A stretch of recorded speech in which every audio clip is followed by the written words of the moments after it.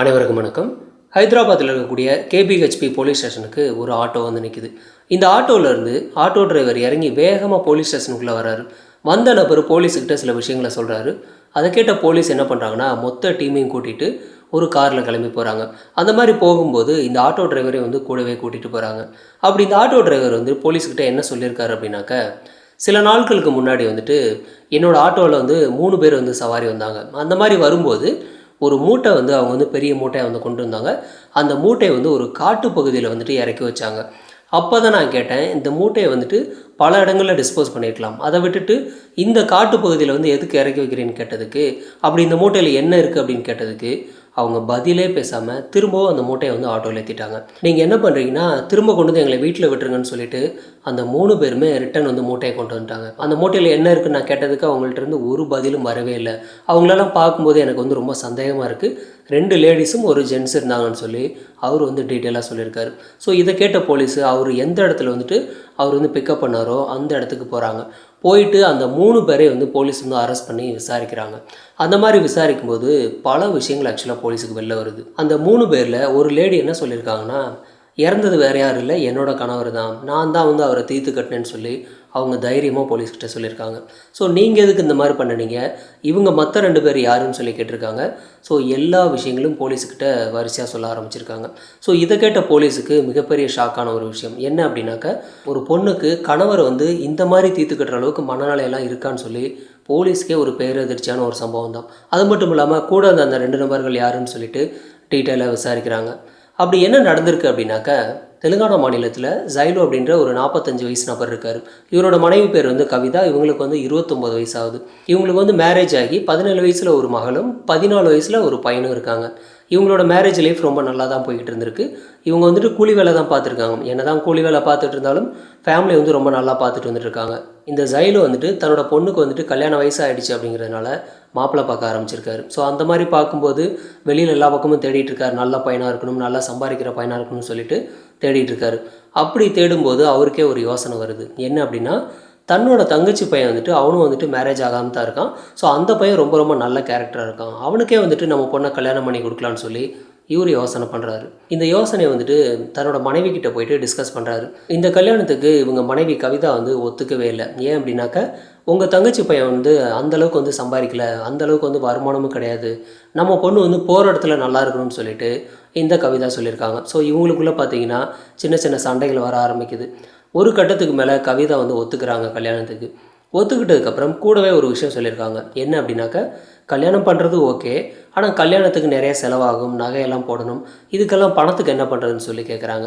இப்போ இந்த ஜைலுக்கும் என்ன பண்ணுறதுன்னு ஒன்றும் புரியல. ஏன்னா மனைவி கேட்குறது கரெக்டான கேள்வி தான் கேட்குறாங்கன்னு சொல்லி யோசிச்சுட்டு இருக்காரு.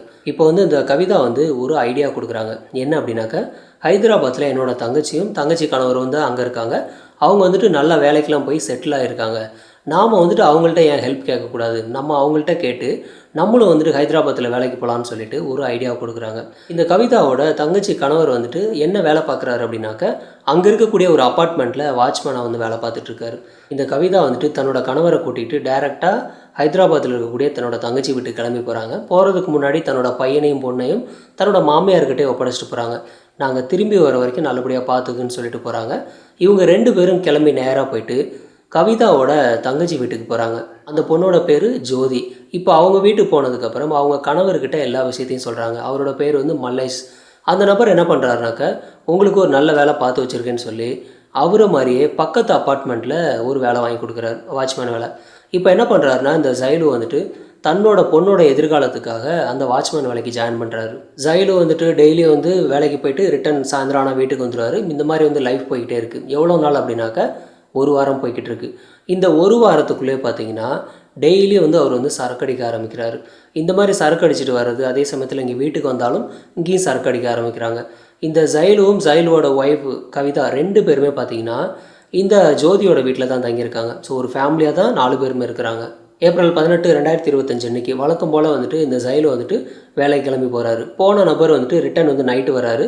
வரும்போதே ஃபுல் போதையோடு தான் வராரு. அது மட்டும் இல்லாமல் வீட்டுக்கு வந்ததுக்கப்புறம் இந்த கவிதா என்ன பண்ணுறாங்கன்னா, ஆல்ரெடி வந்து வீட்டில் வந்து சரக்கு அடிக்கிறதுக்காக இவர் வந்து சரக்கு நிறையா வாங்கி வச்சுருக்காரு.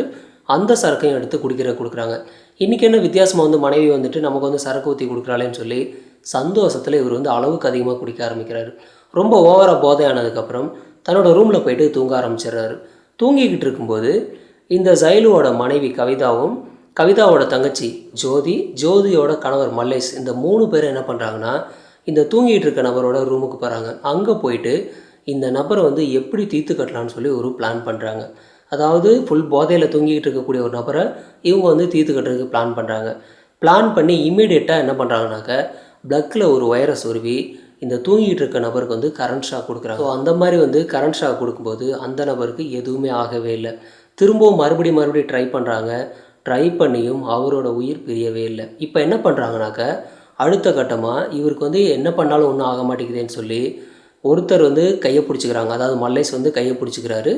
இவரோட கழுத்தை வந்து இந்த ஜோதி வந்து நெரிக்கிறாங்க. இந்த டயத்தில் இந்த சைலுவோட ஒய்ஃப் வந்துட்டு இவரோட அந்தரங்க உறுப்பை வந்து நசுக்க ஆரம்பிக்கிறாங்க.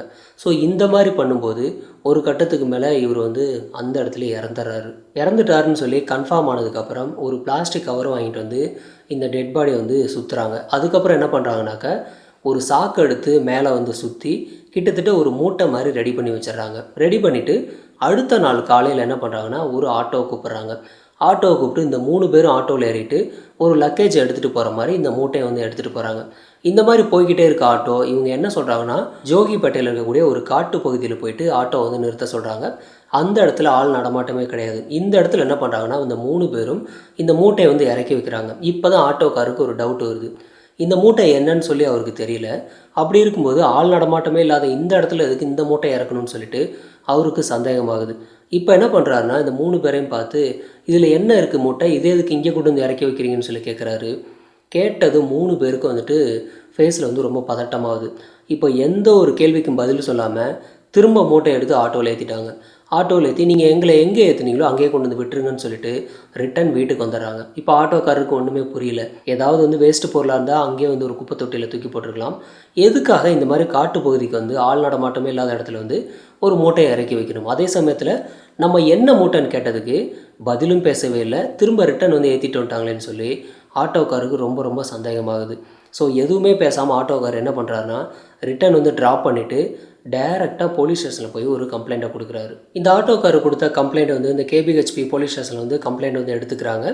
ஆனால் அடுத்து என்ன நடக்குது அப்படின்னாக்கா அடுத்த நாளே, அதாவது ஏப்ரல் 19ஆம் தேதி காலையில் ஒரு 11 மணிக்கு இந்த 3 பேரும் சேர்ந்து திரும்பவும் இந்த டெட் பாடி வந்து டிஸ்போஸ் பண்ணணும்னு சொல்லி மறுபடியும் ஒரு ஆட்டோவை பிடிக்கிறாங்க. ஸோ அந்த ஆட்டோவை பிடிச்சி மறுபடியும் என்ன பண்ணுறாங்கன்னா டெட் பாடியை தூக்கிக்கிட்டு பிரகதி நகர் ஏரிக்கு வந்துட்டு போகிறாங்க. அங்கே போயிட்டு அங்கே ஒரு புதரான ஒரு இடத்துல பார்த்து குழி தோண்டி அந்த இடத்துல இந்த மூட்டையை வந்து புதைச்சிட்றாங்க. ஸோ புதைச்சிட்டு ரிட்டன் வந்து வீட்டுக்கு வந்துடுறாங்க. வந்ததுக்கப்புறம் பார்த்தாக்க போலீஸ் டைரெக்டாக கிளம்பி இங்கே வீட்டுக்கு வராங்க. ஏன்னா ஆல்ரெடி வந்து ஒரு இதுக்கு முன்னாடி வந்து போன ஆட்டோ டிரைவர் வந்துட்டு ஒரு கம்ப்ளைண்ட்டை கொடுத்துருந்தாரு. ஸோ அவங்க என்ன பண்ணுறாங்கன்னா போலீஸ் வந்துட்டு டைரெக்டாக கிளம்பி இங்கே வந்துடுறாங்க. இப்போ போலீஸ் என்ன பண்ணுறாங்கன்னா டீட்டெயிலாக எல்லாத்தையும் விசாரிக்கிறாங்க. நீங்கள் எதுக்கு இந்த மாதிரி வந்துட்டு ஒரு மூட்டையை கொண்டுட்டு போனீங்க, ஆட்டோக்காரர் கேட்டதுக்கு எதுவுமே பதில் சொல்லவே இல்லை, ரிட்டன் எது கொண்டு வந்தீங்கன்னு சொல்லி எல்லா கேள்வியும் ஒன்று விடாமல் கேட்குறாங்க. இப்போ அவங்க கேட்கும்போது டைரெக்டாக இந்த கவிதா வந்து ஒரு விஷயம் சொல்லியிருக்காங்க. கொண்டுட்டு போனது வேறு எதுவும் கிடையாது, என்னோட கணவரோட சடலம் தான், அவரை கொலை பண்ணது நான் தான் சொல்லி ஓப்பனாக ஒத்துக்கிறாங்க. ஸோ இதை கேட்ட போலீஸுக்கு ரொம்பவே பெரிய ஷாக்கான ஒரு விஷயந்தான். என்ன அப்படின்னாக்கா எதுக்காக உங்களோட கணவரை நீங்கள் வந்து தீர்த்து கட்டினீங்க, அது மட்டும் இல்லாமல் இந்த மாதிரி காட்டுப்பகுதியில் எதுக்காக கொண்டுட்டு போய் வந்து மறைக்க பார்த்தீங்க, கூட வந்த 2 பேர் யாருன்னு சொல்லி எல்லா கேள்வியும் கேட்குறாங்க. இது எல்லாம் கேட்ட போலீஸுக்கு இப்படியும் ஒரு பெண்மணி இருப்பாங்களான்னு சொல்லிட்டு அந்த அளவுக்கு வந்துட்டு ஷாக்காக தான் இருந்திருக்கு. இந்த ஜைலுவும் கவிதாவும் வந்துட்டு மேரேஜ் ஆனதுலேருந்து ரொம்ப சந்தோஷமாக தான் இருந்திருக்காங்க. இவங்களுக்கு 2 குழந்தையும் பிறக்குது. அதுக்கப்புறம் பார்த்தீங்கன்னா என்ன நடக்குதுனாக்கா இந்த ஜைலு வந்துட்டு அடிக்கடி வந்து ஒய்ஃபை கூட வந்து சண்டை போட ஆரம்பிக்கிறாரு. அதுக்கு என்ன ரீசன் சொல்லியிருக்காருனாக்கா உன்னோட நடத்தை மேலே சந்தேகமாக இருக்குது, நீ யார் கூடலாம் பேசுகிற, நீ யார் கூட வேணாலும் போயிட்டுருக்கேன்னு சொல்லி நிறைய கேவலமாக வந்து பேசி அந்த பொண்ணை வந்து அடிக்கடி அடிக்கிறதும் திட்டுறதுமாகவே இருந்துகிட்ருக்காரு. இந்த கவிதா வந்து பொறுத்து போய்கிட்டே இருக்காங்க. ஆனால் இது வந்து டெய்லி நடந்துக்கிட்டே இருக்குது. அது மட்டும் இல்லாமல் இந்த ஜைலு வந்துட்டு டெய்லியும் குடிச்சிட்டு வராரு. குடிச்சிட்டு வந்தது மட்டும் இல்லாமல் திரும்பவும் அடிக்க ஆரம்பிச்சிருக்காரு.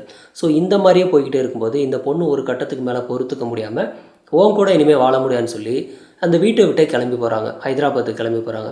அங்கே போயிட்டு அந்த பொண்ணு வந்துட்டு ஒரு கூலி வேலை பார்த்துட்ருக்காங்க. என்னதான் சண்டை போட்டுட்டு பிரிஞ்சு போயிருந்தாலும் அவங்க வந்துட்டு பையனையும் பொண்ணையும் பார்க்கணும் அப்படிங்கிற ஒரு ஏக்கம் வரும்போதெல்லாம் அங்கே ஹைதராபாத்லேருந்து கிளம்பி இங்கே வில்லேஜுக்கு வராங்க. வந்துட்டு தன்னோட பையனையும் பொண்ணையும் பார்க்குறாங்க. ஆனால் வரும்போது இந்த பையனும் பொண்ணுக்கும் தேவையான பொருளெல்லாம் வாங்கிட்டு வந்து கொடுக்குறாங்க. ரொம்ப ஆசையாக பார்த்துக்கிறாங்க.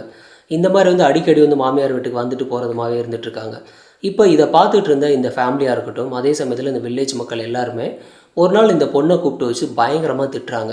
அதாவது, நீ எல்லாம் ஒரு பொம்பளையா, இந்த மாதிரி வந்துட்டு ஏதோ டூர் வர்ற மாதிரி வந்துட்டு உன்னோட பையனையும் பொண்ணையும் பார்த்துட்டு போயிட்டுருக்க, இதான் பொம்பளைக்கு லட்சணமானு சொல்லி அந்த பொண்ணை பல முறை வந்து திட்டி அவமானப்படுத்தியிருக்காங்க. ஒரு குடும்பம் ஒழுங்காக நடத்த தெரியல, நீ எல்லாம் என்ன பொம்பளைன்னு சொல்லி பல முறை வந்து திட்டிக்கிட்டே இருக்காங்க. இந்த மாதிரியே போய்கிட்டே இருக்கும்போது அந்த ஏரியாவை சேர்ந்த வில்லேஜ் பிரசிடெண்ட் என்ன பண்ணுறாருனாக்கா, இந்த பொண்ணை கூப்பிட்டு அறிவுரை சொல்கிறாரு. உங்களோட எதிர்காலத்துக்காக வந்து நீங்கள் வந்து சேர்ந்துருக்கணும்னு அவசியம் இல்லை, ஆனால் உங்களோட குழந்தைங்களோட எதிர்காலத்தை நினச்சி பாருங்கன்னு சொல்லி அவர் ஒரு அட்வைஸ் எல்லாம் கொடுக்குறாரு. அது மட்டும் இல்லாமல் அந்த ஏரியாவில் இருக்கக்கூடிய பெரிய மனுஷங்க நிறையா பேர் வந்து இதே மாதிரி பேசி ஒரு வழியாக இந்த கவிதாவையும் இந்த ஜைலு 2 பேரையும் சேர்த்து வைக்கிறாங்க. இப்போ அதுக்கப்புறம் 2 பேரும் வந்து ஒரே வீட்டில் இருக்காங்க. ஆனாலும் திரும்பவும் இவங்க 2 பேருக்குள்ளே சண்டை வந்துக்கிட்டு தான் இருக்குது. வழக்கம் போல் வந்து இந்த ஜைலு வந்துட்டு, நீ யார் கூடலாம் பேசுகிற, நீ எங்கேயோ போகிறேன்னு சொல்லி நடத்தையில் வந்து சந்தேகப்பட்டு மறுபடியும் வந்து திட்டிக்கிட்டே இருக்காரு, அடிச்சுக்கிட்டே தான் இருக்காரு. இப்போ இந்த டயத்தில் தான் என்ன பண்ணுறாருன்னா, இந்த ஜைலு வந்துட்டு தன்னோட பொண்ணுக்கு வந்துட்டு மாப்பிள்ளை பார்க்கணுன்னு சொல்லி ஒரு முடிவு பண்ணுறாரு. முடிவு பண்ணி தன்னோட தங்கச்சி பையனே வந்துட்டு பார்க்குறாரு. பார்த்துட்டு தான் தன்னோட ஒய்ஃபுக்கிட்ட வந்து டிஸ்கஸ் பண்ணுறாரு. டிஸ்கஸ் பண்ணும்போது எடுத்த உடனே பார்த்தீங்கன்னா, இந்த கவிதாவுக்கு வந்துட்டு அந்த பையனை பிடிக்கவே இல்லை. உங்கள் தங்கச்சி பையனுக்கெலாம் வந்துட்டு என் பொண்ணை கொடுக்க முடியாதுன்னு சொல்லி இந்த பொண்ணு மறுத்து பேசியிருக்காங்க. இப்போ அதுக்கு சைலு வந்துட்டு மறுபடியும் அடித்து, இந்த விஷயத்தில் நீ தலையிடக்கூடாது, உன்ட்ட வந்து சொல்லணுங்கிறதுக்காக சொன்னானே தவிர நீ இந்த மாதிரி பெரிய விஷயத்தெலாம் தலையிடக்கூடாதுன்னு சொல்லி மறுபடியும் அந்த பொண்ணை வந்து திட்டிருக்காரு. ஸோ இதெல்லாம் ஒரு பக்கம் வந்து கவிதாவுக்கு வந்து மைண்டில் ஓடிக்கிட்டே இருக்குது. இப்போ என்ன பண்ணுறாங்கனாக்கா, நம்ம வந்து வாழ்நாள் முழுக்க நிம்மதியாக இருக்கவே முடியாது, இந்த நபரை வந்துட்டு எப்போ பார்த்தாலும் சந்தேகப்படுறாரு, அடிச்சுக்கிட்டே இருக்காரு, இதுதான் நம்மளோட வாழ்க்கையான்னு சொல்லி வாழ்க்கையை வெறுத்து போன நிலையில் வந்து கவிதா இருந்துகிட்ருக்காங்க. இந்த டயத்தில் தான் என்ன பண்ணுறாங்கன்னா, தன்னோட தங்கச்சி ஜோதிக்கு வந்துட்டு கால் பண்ணுறாங்க. கால் பண்ணி நடந்த எல்லா சம்பவத்தையும் சொல்கிறாங்க. அதாவது, தனக்கு ஏற்பட்ட கஷ்டமாக இருக்கட்டும், தான் மேலே வந்து இது மாதிரி நடத்தையிலே சந்தேகப்படுறாருன்னு சொல்லி எல்லா விஷயத்தையும் ஒன்று விடாமல் சொல்கிறாங்க. இப்போ 2 பேரும் சேர்ந்து, இந்த கவிதாவும் ஜோதியும் சேர்ந்து ஒரு பக்காவான ஒரு பிளானை ரெடி பண்ணுறாங்க. அந்த மாதிரி ரெடி பண்ணி என்ன பண்ணுறாங்கனாக்கா, இந்த ஜைலு கிட்ட இந்த கவிதா என்ன சொல்கிறாங்கனாக்கா, தன்னோட பொண்ணோட கல்யாணத்துக்கு கண்டிப்பாக பணம்லாம் வேணும், அதனால் ஹைதராபாத்தில் நம்ம வந்து வேலைக்கு போகலான்னு சொல்லி இவர்கிட்ட ஏமாற்றி ஹைதராபாத்துக்கு கூட்டிகிட்டு போகிறாங்க. இந்த ஜைலும் என்ன பண்ணுறாருனாக்கா, தன்னோட பொண்ணோட கல்யாணம் வேறு வரப்போகுது, ஸோ அதுக்கு பணம் வேணும் அப்படிங்கிறதுனால அந்த நபரும் வந்துட்டு தன்னோட ஒய்ஃப் பேச்சை கேட்டு டைரெக்டாக ஹைதராபாத் வராரு. இந்த ஜோதியோட வீட்டிலே வந்து கணவன் மனைவி 2 பேருமே தங்கியிருக்காங்க. அந்த மாதிரி தங்கியிருக்கும்போது ஏப்ரல் 18ஆம் தேதி வழக்கம் போல் வந்து இந்த ஜைலு வந்து வேலைக்கு போகிறாரு. போயிட்டு ரிட்டர்ன் வீட்டுக்கு வராரு. வந்ததுக்கப்புறம் அவர் வந்து தீர்த்து கட்டணுன்ற பிளானில் இருக்கிறதுனால அவருக்கு வந்து வழக்கத்தை விட அதிகமாக வந்து சரக்கு வந்து அதிகமாக ஊற்றி கொடுக்குறாங்க. அந்த மாதிரி ஓவராக போகும்போது இவர் வந்து ஒரு கட்டத்துக்கு மேலே மட்டையாயிறாரு. அவர் வந்து அவரோட ரூமுக்கு போயிட்டு தூங்கிட்டார். ஸோ இதை வந்து கன்ஃபார்ம் பண்ணிவிட்டு இந்த கவிதாவும், கவிதாவோட தங்கச்சி ஜோதியும், ஜோதியோட ஹஸ்பண்ட் மலேஷ், இவங்க 3 பேர் என்ன பண்ணுறாங்கனாக்கா, நேராக ஜைலுவோட ரூமுக்கு போகிறாங்க. அங்கே போயிட்டு தூங்கிக்கிட்டு இருக்கக்கூடிய நபருக்கு வந்துட்டு இது மாதிரி கரண்ட் ஷாக் கொடுக்குறாங்க. அது மட்டும் இல்லாமல் அடுத்தது வந்துட்டு ஒருத்தர் வந்து கழுத்தை நெரிக்க, இன்னொருத்தர் வந்துட்டு அவரோட அந்தரங்க உறுப்பை வந்து நசுக்கி அந்த இடத்துலேயே வந்து தீர்த்து கட்டுறாங்க. இப்போ இவங்க என்ன பண்ணுறாங்கனாக்கா, இந்த டெட் பாடி வந்து டிஸ்போஸ் பண்ணணும் அப்படிங்கிறதுக்காக இவங்க வந்துட்டு ஆட்டோவில் ஏற்றிட்டு போகும்போது தான் இந்த மாதிரி ஆட்டோக்காரர் சந்தேகப்பட்டு போலீஸில் ஆக்சுவலாக கம்ப்ளைண்ட் பண்ணியிருக்காரு. திரும்ப அடுத்த நாள் என்ன பண்ணாங்கன்னா, இன்னொரு ஆட்டோவில் போயிட்டு அந்த ஏரிக்கரையில் பார்த்திங்கன்னா பக்கத்தில் ஒரு புதரில் போயிட்டு புதைச்சி வச்சிட்டாங்க. இப்போ கம்ப்ளைண்ட் கொடுத்ததுக்கப்புறம் போலீஸ் வந்து இதெல்லாம் விசாரிச்சுட்டு மறுபடியும் அந்த டெட் பாடியை வந்து தோண்டி எடுத்து ஸ்பாட்லேயே வந்துட்டு அட்டாப்சி பண்ணுறாங்க. ஸ்பாட்டில் வந்து அட்டாப்சி பண்ணி முடிச்சுட்டு, அது மட்டும் இல்லாமல் அங்கே ஏதாவது தடயங்கள் கிடைக்குதான்னு சொல்லிட்டு மொத்த தடயங்களும் வந்து சேகரிக்கிறாங்க. அது மட்டும் இல்லாமல் இறந்து போனது இந்த ஜைலு தானா அப்படின்னு சொல்லி கன்ஃபார்ம் பண்ணுறதுக்காக டிஎன்ஏ டெஸ்ட்டும் பண்ணுறாங்க. இந்த டிஎன்ஏ டெஸ்ட்லேயும் இறந்து போனது இந்த ஜைலு தான் சொல்லி கன்ஃபார்மே ஆகுது. இவங்க 3 பேருக்கிட்டையும் ஸ்டேட்மெண்ட் வாங்கி 3 பேரையும் வந்து அரெஸ்ட் பண்ணி ஜெயிலையும் போடுறாங்க. இந்த கவிதா என்ன சொல்லியிருக்காங்கனாக்கா, போலீஸ்கிட்ட விசாரிக்கும்போது, என்னோடய கணவர் வந்து தீர்த்து கட்டினதுக்கு அவர் வந்து என் மேலே நடத்தையில் சந்தேகப்பட்டதும் ஒரு காரணம் தான், என்னை வந்து ரெகுலராக அடித்ததும் ஒரு காரணம் தான், கூடுதலாக ஒரு காரணம் இருக்குதுன்னு சொல்லி இன்னொரு காரணம் சொல்கிறாங்க. என்ன அப்படின்னாக்கா, என்னோடய கணவருக்கு வந்துட்டு ஹெச்ஐவி இருக்குது. ஸோ அந்த நபருக்கு ஹெச்ஐவி இருக்கிறதுனால நான் வந்து அவர் கூட வந்துட்டு ஒன்றா இல்லாமல் தனியாக வந்து இருந்துகிட்டு இருந்தேன். அந்த நபர் வந்து வற்புறுத்தி என் கூட வந்துட்டு அப்பப்போ உறவு வச்சுக்குவார். அது மட்டும் இல்லாமல் உறவு வச்சுக்கும்போது காண்டம் யூஸ் பண்ண சொல்லுவேன், ஆனால் அந்த நபர் வந்து அதெல்லாம் கேட்கவே மாட்டார்.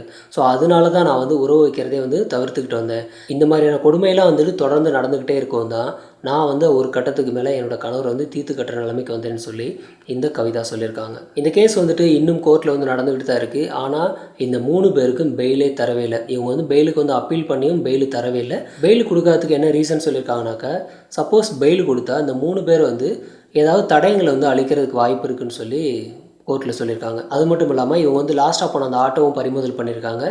இவரை வந்து தீர்த்து கட்டுறதுக்கு யூஸ் பண்ண அந்த கரண்ட் ஒயர் அதையும் வந்து பறிமுதல் பண்ணியிருக்காங்க. இந்த கேஸில் இந்த கவிதா பண்ணின செயல்லாம் பார்த்தீங்கன்னா சரி மாதிரி தான் இருக்கும். ஆனால் சரியான்னு கேட்டால் கண்டிப்பாக கிடையாது. தவறான ஒரு விஷயந்தான். என்ன அப்படின்னா, இந்த கவிதாவுக்கு வந்துட்டு பல கொடுமைகள் நடந்திருக்கானா கண்டிப்பாக நடந்திருக்கு. அதுக்கு பதில் எப்படி இருக்கணும் அப்படின்னாக்க, இவங்க வந்துட்டு டைரெக்டாக போயிட்டு ஒரு மகளிர் ஸ்டேஷனில் ஒரு கம்ப்ளைண்ட்டை கொடுத்துருக்கலாம். ஸோ அந்த மாதிரி வந்து கம்ப்ளைண்ட்டை கொடுத்துருந்தாங்க அப்படின்னாக்க, இவங்களோட லைஃப்பும் வந்து சேவ் ஆகிருக்கும். அதே சமயத்தில் இந்த நபரும் வந்து உயிரோடு இருந்திருப்பார். இப்போ அவங்க வந்துட்டு ப்ராப்பராக வந்துட்டு டிவோர்ஸ் பண்ணிவிட்டு வேற ஒரு மேரேஜ் கூட தாராளமாக பண்ணியிருக்கலாம். அதை விட்டுட்டு இந்த மாதிரி வந்து தீர்த்து கட்டுறதுனால ஒரு பிரச்சனைக்கு அது முற்றுப்புள்ளியே கிடையாது. அது உங்களோட லைஃப்பையும் டோட்டலாக காலி பண்ணிவிடும். இப்போ உங்களோட லைஃப்பும் டோட்டலாக போச்சு. உங்களோட கணவரோட லைஃப்பும் சுத்தமாக இல்லை.